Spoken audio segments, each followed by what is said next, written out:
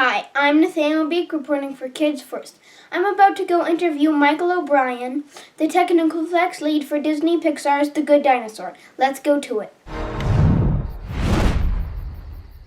Why did they choose to put humans and dinosaurs in a film when they never really coexisted in actual history? Pixar likes to do a lot of films that start off with what if, like what if fish could talk? And so ours for this one is, what if the asteroid missed the planet? The dinosaurs hung around. What would they be like? And what would be interesting about them? And what happens if they were around when they met people? What exactly do you do for the technical effects lead for Pixar?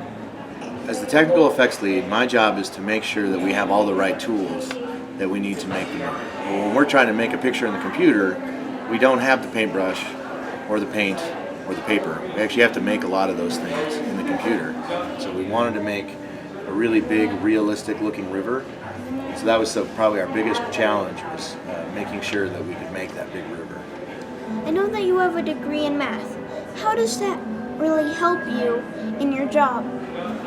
So what I have to do a lot of is I have to look at the math and the physics behind something that we want to make, and I have to figure out how to make it so an artist can control that. And I find that if you really like what you're doing, it doesn't feel as much like work. So that was really, to me, like just getting to go into Pixar every day I feel very lucky. How long did it take to animate The Good Dinosaur? It takes about 7 years for us to make a movie, and we try to make a movie every 8 months. So we try and put out a movie over once a year. So we work on a lot of movies at the same time, right? So I'm working on one film and then the other film's going on right on top of it. Because we want to make a really good movie, and that's something that we care a lot about. How do you feel really working with the voice talent in this film?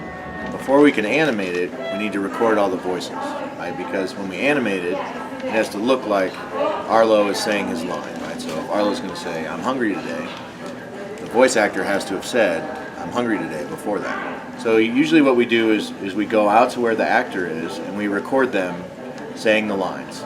We may not record our voice at the same time.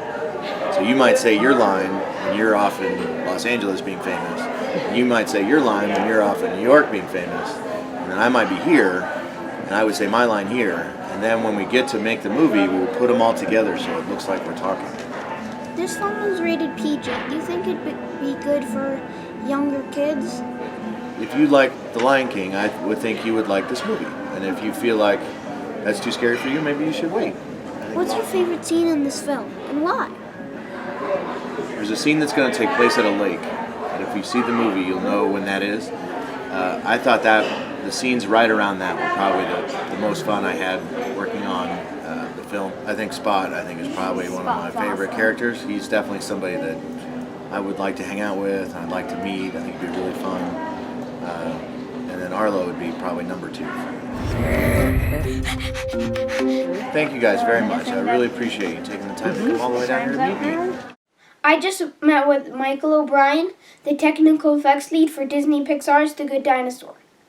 This is Nathaniel signing out for Kids First. See you next time. Bye!